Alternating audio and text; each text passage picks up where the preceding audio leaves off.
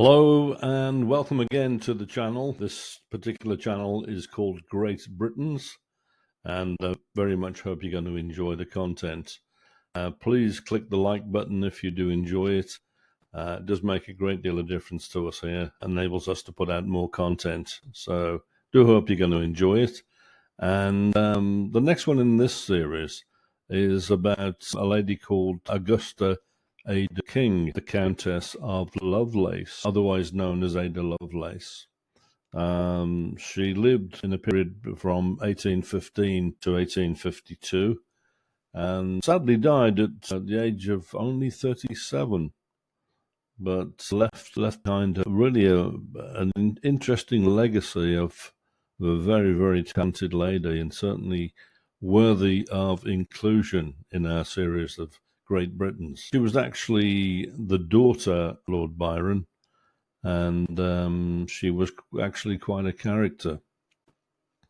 She was particularly talented in the area of science and mathematics, and she had an IQ of over 160, which really did put her in the same sort of class as people like Albert Einstein and Stephen Hawking. So you can tell she really was a very, very clever lady. She enjoyed gambling, and she enjoyed going out and partying, and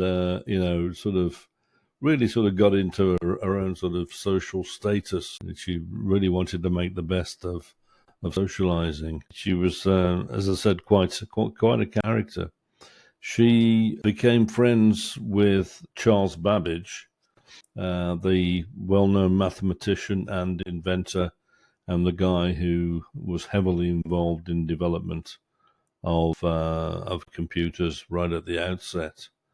And in fact, it was Charles Babbage that encouraged her to get more involved in maths and science. He did actually arrange for her to receive further training at the University of London, which she did. Now, back in the sort of time of around 1833, Charles Babbage was working on various kind of what you might call subcomponents, components of a more sophisticated computer system, one of which was called the difference engine. This was the first machine to perform specific calculations, and indeed he went on to work on another kind of mathematical engine entitled the analytical engine. Now, he obviously, like I said, was encouraging Ada Lovelace in her studies, and she really did sort of take a note of this equipment. I think what's particularly fascinating about her was that she was able to almost visualize what computers were going to look like in the future. And when you consider that the machine had never actually fully been invented, how on earth she was able to do that is very, very impressive indeed. In the 1840s, Ada Lovelace actually wrote the first computer program in the world. And this has really been her legacy to the development of computers worldwide. She actually wrote the first algorithm, which, like I said, when you consider that the final computer hadn't even been invented, that really is testament, if you like, to how she was able to envisage what the future might look like. I mentioned earlier that she did actually enjoy gambling.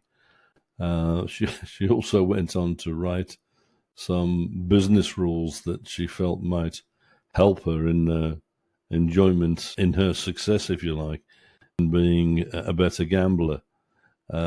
Sadly, this didn't actually come to fruition, though, and she managed to rack up more and more debt to a point where it became necessary to pawn some of the family jewelry. So So, as I said, she really was quite an interesting character. So she pawned some of the family jewelry and was able to clear herself of some of that gambling debt. She lived a very colourful life, and it was so sad that she passed away at a very, very young age when she died of cancer.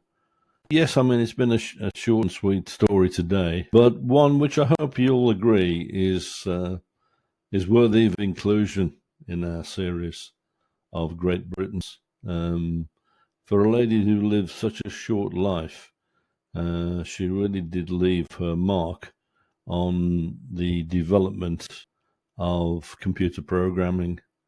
So I hope you've enjoyed the content. As I've said, do please click the like button if you've enjoyed it, and I will catch up with you very soon. Thank you for your time. Bye for now.